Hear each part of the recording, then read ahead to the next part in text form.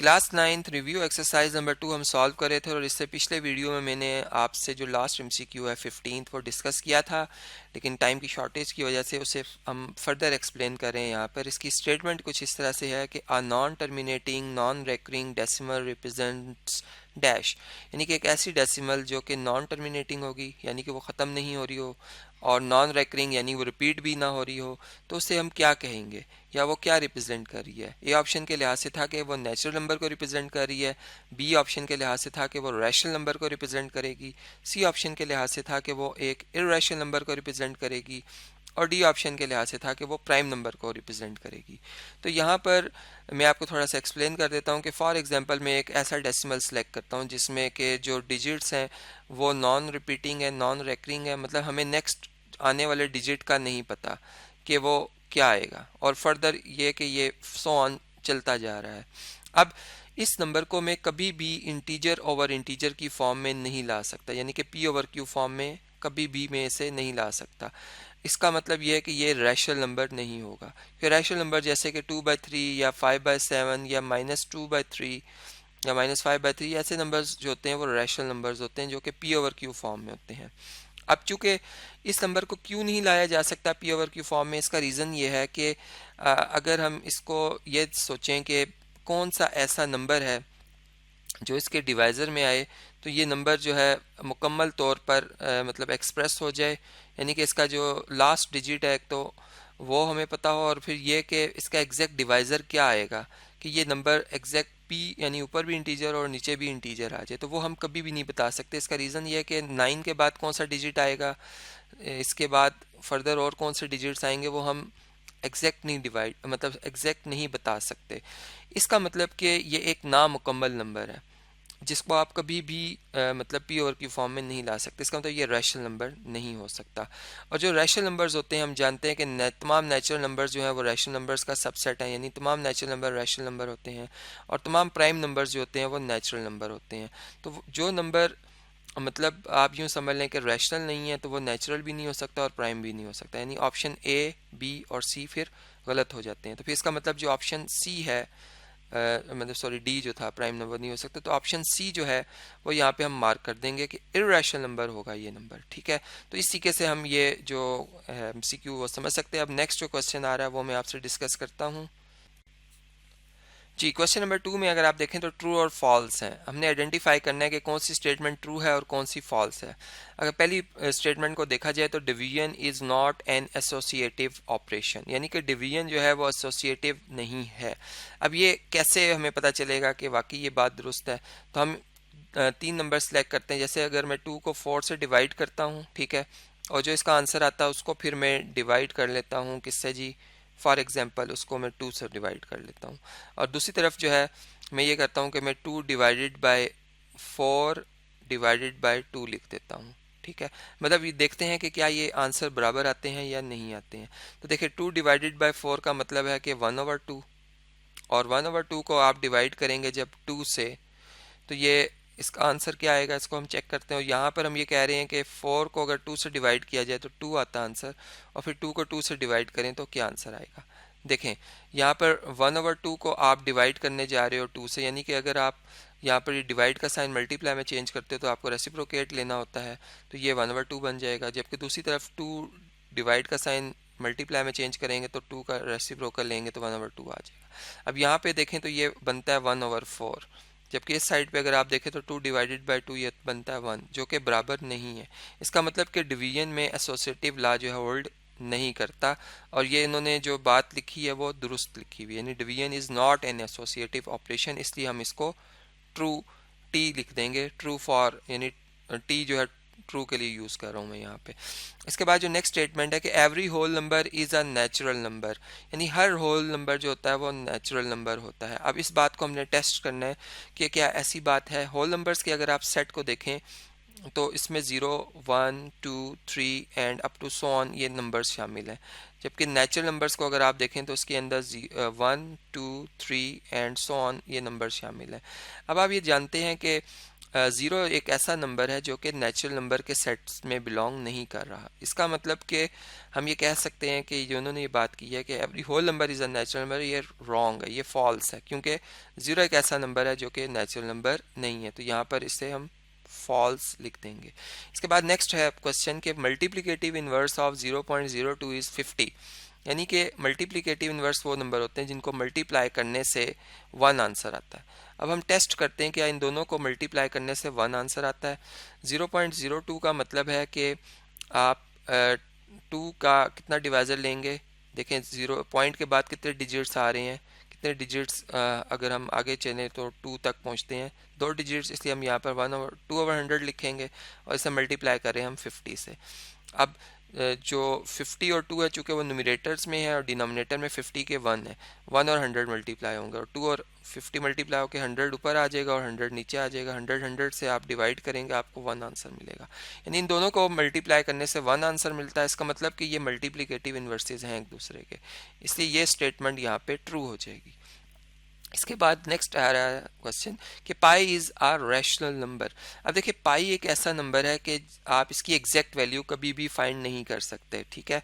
यानी पाई की अप्रॉक्सीमेटली जो अप्रॉक्सीमेट वैल्यू है वो 3.14 जो है वो हम लिखते हैं, 142 भी लिख सकते हैं बाज़ का।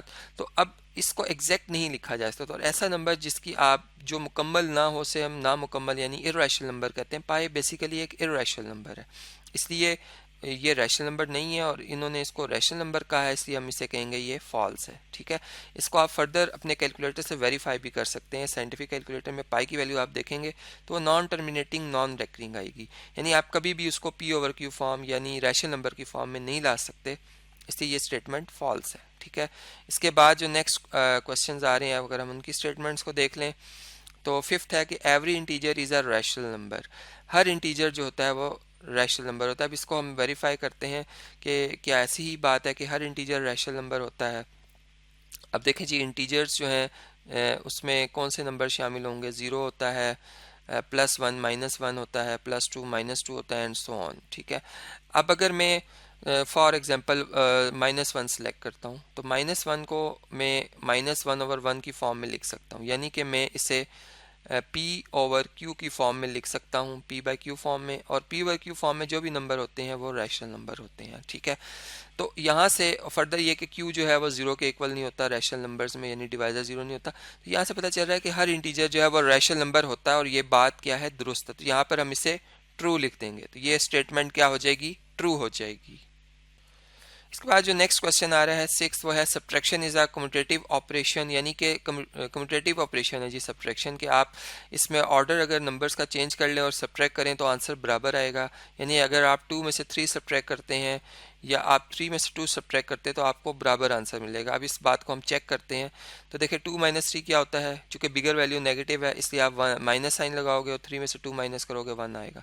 अब यहाँ पे बिगर वैल्यू 3 है, 3 में से 2 माइनस करोगे 1 आएगा और बिगर वैल्यू का साइन पॉजिटिव है इसलिए 1 लिखोगे। यानी आप देख रहे हो कि ये दोनों का रिजल्ट बराबर नहीं आ रहा, 1 - 1 के बराबर नहीं हो सकता।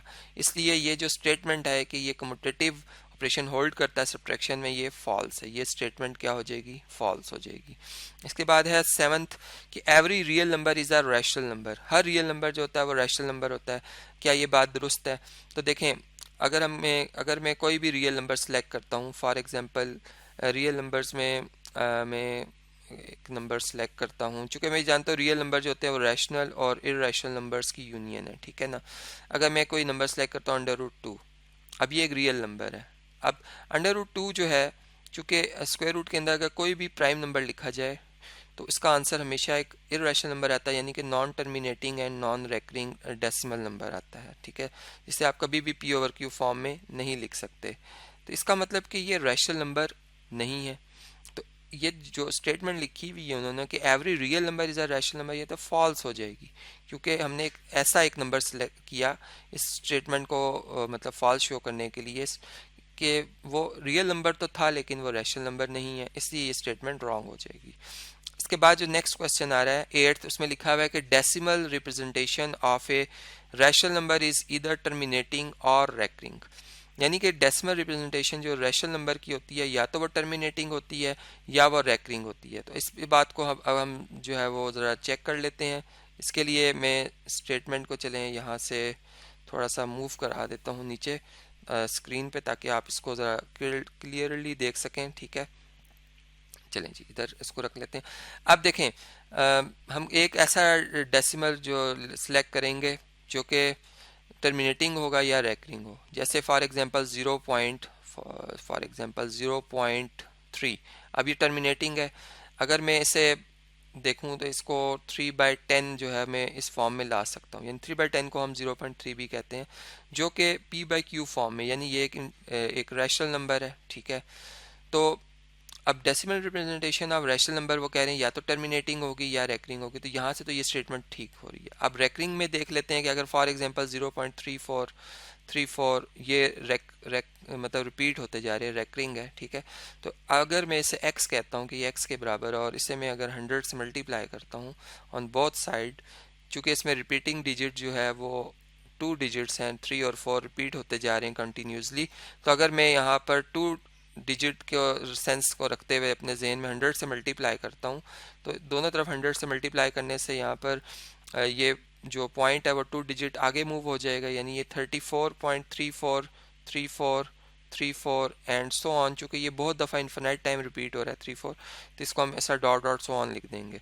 अब आप यहाँ से अगर देखें तो ये जो 34 है ये एक मतलब जो है इंटीजर है, जबकि 0.343434 ये एक फ्रैक्शन है। ठीक है, ये एक फ्रैक्शन है, इसको हम एज इट इज़ इसको इसके साथ लिख देते हैं। अब ऊपर अगर आप देखें इस इक्वेशन में हमने इसको x के बराबर कहा हुआ है।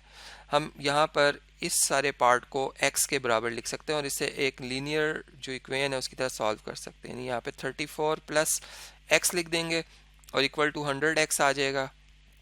अब ये x वेरिएबल है, इसको आप 100x की तरफ शिफ्ट कर देंगे तो यहाँ से 34 रह जाएगा इस साइड पे, और दूसरी साइड पे आ जाएगा 100x माइनस x, और 100x में से x आप एक x निकाल देंगे 99x आ जाएगा, और इक्वल टू 34 है। तो 34/99 बेसिकली ये नंबर बन जाता है इक्वल टू x। यानी यहाँ से हमने देखा कि ये नंबर जो है जो कि रिपीट हो रहा था, रेकरिंग था, ये भी p/q फॉर्म में आ गया, यानी ये भी एक क्या है, एक रैशनल नंबर है।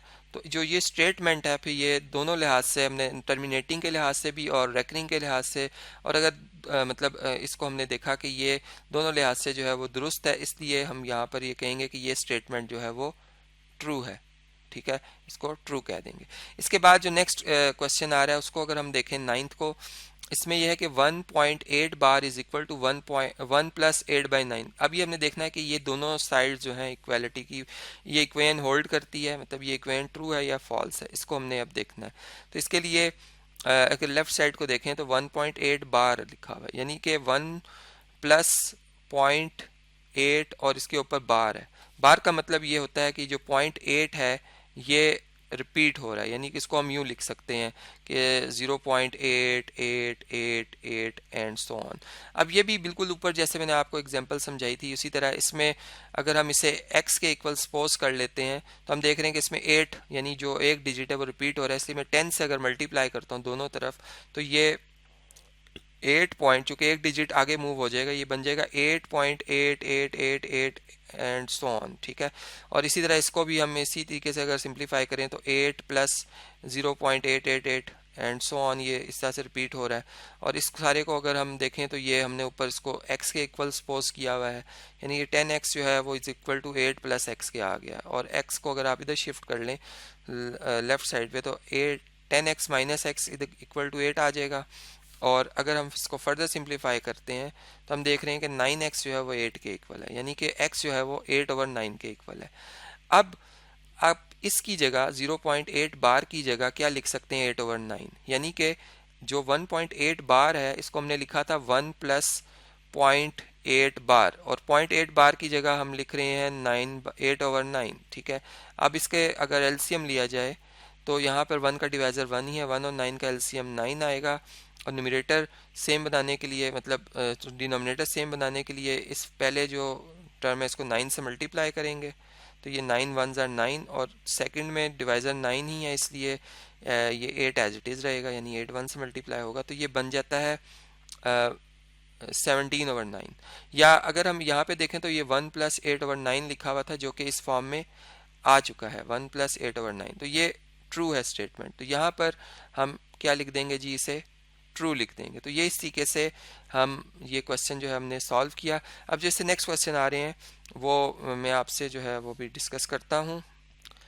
अब जो क्वेश्चन नंबर 3 है, इसके हैं 4 पार्ट्स। इसमें हमने सिंप्लीफाई करना है इन तमाम को 1 बाय 1। तो फर्स्ट पार्ट को पहले मैं कॉपी कर लेता हूँ और आपसे ये जो है वो डिस्कस करता हूँ। इसे हम कॉपी करते हैं और चलें जी, यहाँ पर ये आ गया पार्ट इसका। अब देखें इसमें 4th root of 81 into y power -12 into 8 sorry x power -8 लिखा हुआ है। इसको हमने सिंप्लीफाई करना है। इसके लिए हम इसकी सिंप्लीफिकेशन स्टार्ट करते हैं। हम इन्हें फैक्टराइज करते हैं। देखें 81 के अगर हम फैक्टर्स बनाएं तो 3 इंटू 3 इंटू 3 इंटू 3 मतलब 3-4 टाइम अगर आपस में मल्टीप्लाई हो तो 81 बनता है। इसके आप प्राइम फैक्टराइजेशन भी कर सकते हैं। और y पावर आप लिखेंगे -12 और x पावर लिखेंगे आप -8।